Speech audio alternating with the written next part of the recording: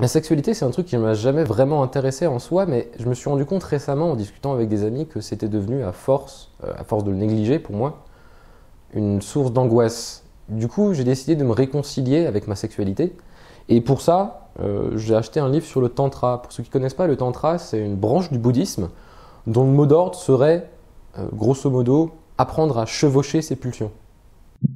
Les amandes, c'est mon bébé, on devrait vraiment en mettre dans tous nos plats. Et d'ailleurs, pour information, manger 7 amandes par jour permet de faire baisser de 10% les niveaux de mauvais cholestérol. Dis-moi ce que tu critiques chez les autres et je te dirai ce que tu te reproches à toi-même.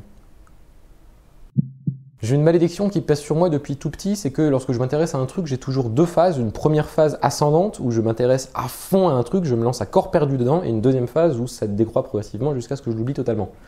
Du coup, pour essayer de contrer un petit peu ça, j'ai mis en place ce que j'ai appelé des fleurs de Tchekhov. Le principe est le suivant, c'est que lorsque je suis dans la phase ascendante, donc lorsque je me lance à fond dans un truc, je vais acheter un objet, le plus souvent un livre, c'est les super fleurs de Tchekhov, et je vais les mettre bien en évidence dans ma bibliothèque.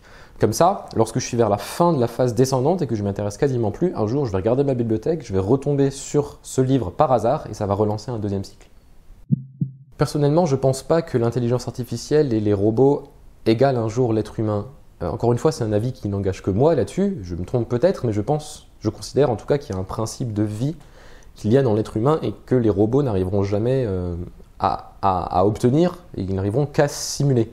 Et pour avoir fait du machine learning, d'ailleurs, un robot n'est capable d'apprendre que dans le cadre des données et des règles que l'être humain lui a fixées. Et s'il est capable de dépasser ses propres règles, c'est parce qu'on lui a donné des règles pour pouvoir dépasser ses propres règles. Je ne sais pas si vous voyez ce que je veux dire. Mais par contre, je trouve super intéressant le fait même que l'être humain craigne que l'intelligence artificielle ne l'égale un jour. Je trouve que ce fait-là, en lui-même, en dit long sur la manière dont l'être humain se considère. Ce sont nos forces qui vont permettre aux autres de nous admirer, mais ce sont nos faiblesses qui vont leur permettre de nous aimer. Plus de la moitié des ingrédients contenus dans les shampoings industriels sont inutiles, voire nocifs. Du coup, pendant un certain temps, j'avais cherché la meilleure recette de shampoing écologique et j'ai fini, en tout cas ça fait 6 mois que j'utilise la recette suivante que je vais vous remettre du coup sur la page Facebook de la chaîne si vous voulez la tester. Vous mettez dans un verre une cuillère à soupe de bicarbonate de soude avec 3 cuillères à soupe d'eau et dans un autre verre une cuillère à soupe de vinaigre de cidre avec 4 cuillères à soupe d'eau. Vous allez sous la douche, vous mouillez les cheveux, vous passez d'abord la préparation au bicarbonate de soude, vous massez bien, vous attendez 3 minutes et vous rincez et ensuite vous mettez sur vos cheveux la préparation au vinaigre de cidre et vous rincez. Si ça sent la salade au début c'est normal, c'est le vinaigre de cidre, mais une fois que vos cheveux auront séché, ça sentira plus rien du tout.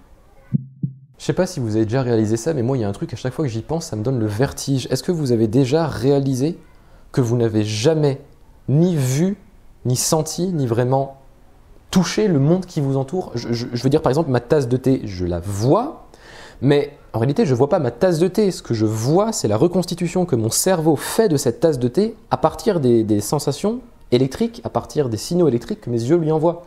Encore plus fort, je n'ai jamais vraiment touché cette tasse de thé parce que finalement, ce que je ressens comme sensation de toucher, c'est uniquement la sensation de toucher que mon cerveau reconstitue à partir des signaux électriques que les nerfs de mes doigts sont censés lui envoyer. Je ne sais pas si vous voyez ce que je veux dire. Je n'ai aucune preuve formelle qu'il existe vraiment une tasse de thé entre mes mains, puisque tout ce à quoi j'ai accès, c'est pas la tasse de thé en elle-même, c'est que la reconstitution que mon cerveau fait de cette tasse de thé. J'ai lu une proposition dans mon livre sur le tantra que je trouve sujette à débat et je voudrais bien savoir ce que vous en pensez. Il disait que chez la femme, les fonctions émotion et sexualité ont tendance à être naturellement associées, c'est-à-dire que la femme va plutôt dire naturellement « je ne peux pas coucher avec cet homme car je ne l'aime pas ». Alors que chez l'homme, ça a tendance à être plutôt l'inverse. Il aurait plutôt tendance à dire naturellement si je couche avec cette femme, je vais finir par l'aimer. Et du coup, la problématique serait plutôt pour les femmes d'arriver à séparer dans un premier temps ces deux fonctions avant de les rassembler de manière consciente, et chez l'homme à arriver plutôt à les relier un petit peu plus. J'ai découvert récemment une super application que je vous conseille, qui est disponible sur iPhone et Android, qui s'appelle Yuka, dont le principe est le suivant. En fait, vous avez juste à scanner le code barre d'un produit avec votre téléphone et l'application à partir de ça va piocher dans une base de données et vous indiquer tous les composants de votre produit, donc les composants nutritionnels ainsi que les additifs, et surtout donner une note au produit en fonction de s'il est mauvais ou bon pour votre santé. L'autre jour, je parlais avec une amie par message et elle m'a dit que je devrais passer plus de temps à voir des vrais gens qu'à discuter avec des personnes par SMS. Et en même temps, évidemment, je suis d'accord avec elle en partie, mais je sais pas, les personnes avec qui je discute par SMS, c'est pas des robots, quoi, c'est des vraies personnes avec une vraie personnalité. C'est juste le moyen qui est pas le même. Et personnellement, je sais pas, je préfère une discussion intéressante par message que du chit-chat sans intérêt avec une personne en face à face. Je trouve ça beaucoup plus enrichissant. D'ailleurs, aujourd'hui, lorsque je vois une personne qui sourit sincèrement en regardant son téléphone, c'est quelque chose qui me touche autant qu'un couple qui s'embrasse, par exemple. Nos poumons peuvent contenir environ 3,5 litres d'air. Or, les études ont montré qu'on a tendance à inspirer que 0,5 litres d'air par inspiration. Du coup, essayez, là maintenant, de faire juste 2 ou 3 respirations en vous disant « Je vais utiliser 100% de ma capacité pulmonaire », juste pour sentir la différence. Je vous expliquais dans le précédent épisode que le label agriculture biologique français, le fameux AB sur fond vert qu'on retrouve sur la plupart des produits bio, offre en réalité des garanties assez limitées. Il se contente de borner la quantité de pesticides contenus dans les produits. Si vous voulez vraiment des produits qui soient respectueux de l'environnement, je vous conseille le label Déméter que vous pouvez trouver par exemple sur cette bouteille de jus de pomme. Le label Déméter, c'est non seulement la garantie de produits biologiques, c'est-à-dire exempts de pesticides, mais qui sont en plus biodynamiques, c'est-à-dire qui respectent la Terre et ses cycles naturels. Voilà, on approche du bout, mais comme d'habitude, je vous laisse avec une carte de tarot que j'ai choisie pour vous. La carte de cet épisode est celle-ci. Je ne sais pas si vous voyez bien, c'est le 8 de coupe.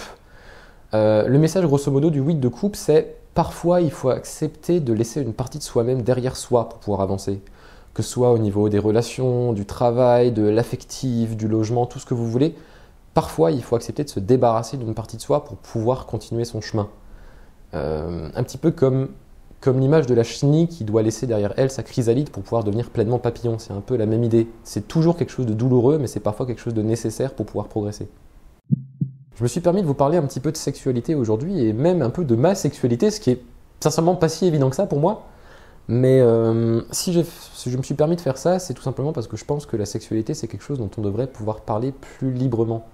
Je pense sincèrement que si la société actuelle est aussi dure, cruelle et impersonnelle parfois, et s'il y a une espèce de sentiment de besoin de domination ou d'ascendance sur les autres, c'est parce que les différentes cultures ont très longtemps réprimé la sexualité. Et même si on a eu la chance d'avoir une libération sexuelle dans les années 70, c'est encore quelque chose qui est extrêmement tabou. Voilà, du coup, j'aimerais bien qu'on puisse un petit peu, même sans que ça prenne toute la place, mais discuter de sexualité comme ça devrait l'être en fait, c'est-à-dire comme quelque chose de profondément humain, qui nous touche tous et dont on devrait pouvoir parler de manière simple et directe. Voilà. Du coup, comme dirait l'autre, faites l'amour, pas la guerre.